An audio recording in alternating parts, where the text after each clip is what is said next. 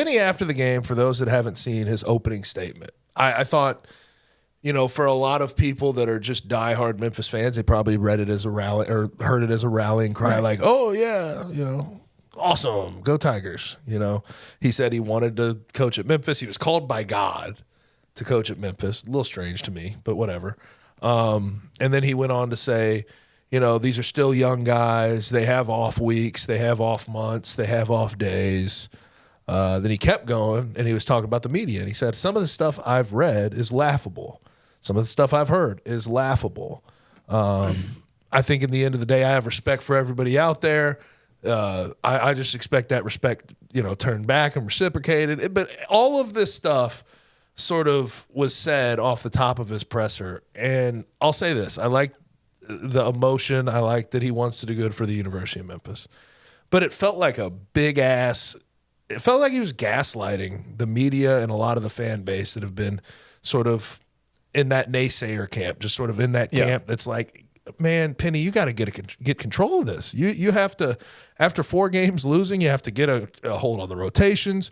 You have to get a hold on all of the chemistry issues, those type of things. But it felt like he was just gaslighting everybody, because I think the big thing that leapt off for me, because I talk about this daily on 92.9 along with my colleagues and all the other hosts there, when he says, like, just because we have a downtime and these guys have a downtime doesn't mean that we're, have chemistry issues. It doesn't mean that something is broken about our team, yada, yada, yada.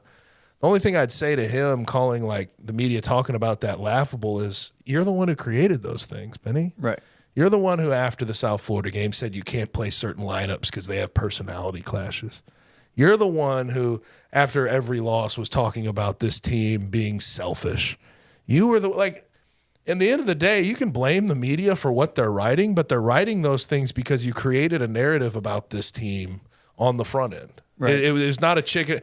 It's not a chicken or the egg thing. It was Penny Hardaway says team chemistry is a big issue. Yeah. Talk about team chemistry. So the media talks about team chemistry, and then on the back end, he's like, I don't know why y'all are talking about team chemistry. That's not fair to do this to this team. We go through bad moments. Right. It's like it just felt like a big-ass gaslighting of the media and a lot of the fan base. And it was frustrating to hear that from him. Yeah, I don't disagree at all, because typically when we speak about things that are potentially going on behind the scenes and what's causing negativity that we're seeing on the floor, we have to speak about it from speculatory terms. Like, we can't say... And Penny allows all of it to be speculated upon, right? But, like, he says these things.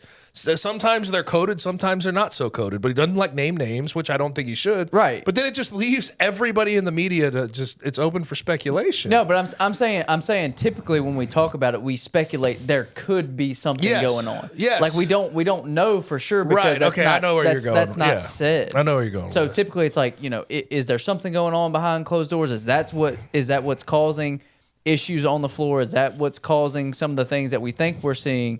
But this isn't one of those situations. Like, this wasn't a media-driven narrative to come up with a potential problem that was causing the losses on the floor. This was, as you mentioned, something that he said. So we were able to point to something concrete, and we've talked about this every week for the past 3 to 4 weeks on here and on your show. We've talked about these issues, and we haven't talked about them. About there could be things going on that are we talk about them in concrete terms, that there are things going on, and it's not because we're in the locker room every day and we have some secret video cameras back there telling us that there's something wrong. No, Penny actually said that there were issues and there were problems, and so we were able to talk about it from a fully concrete perspective, not from a speculatory, this could be happening. So, I mean, because, like, full disclosure, like, as somebody who's around the team all the time, who records every damn home presser, I'm at press availabilities. I'm in the Lori Walton facility. I'm not around the team in like a personal basis, but more so at BCM. It's me and Roman Cleary that are around the team more than anybody else. We don't get to go to practices. Like, we're not in the facility. It's not like we get any kind of availability or any type of opportunity to go and see them practice and see what's going on in the practice, on the practice court, or, you know, behind the scenes or whatever. We only get what's told to us. That's the only thing that we can report on, is what's told to us. And anyway, I know we're kind of laying it out here, so I'll let you keep going. But I just wanted to kind of clarify that we're not there watching things and going, "Hey, this is what we see." We are only reporting what we are told. Right. Literally, if you don't remember, if you're listening to us and you don't recall Penny talking about all these things, do yourself a favor. Back out of this for a second. Come back to us. Back out of this for a second. Go scroll down all those videos on Bluff City Media's YouTube. Go to, you know, the press availability after the UAB game. Just go read through it. Yeah. See how Penny answered the questions about team chemistry and if people are being selfish and people.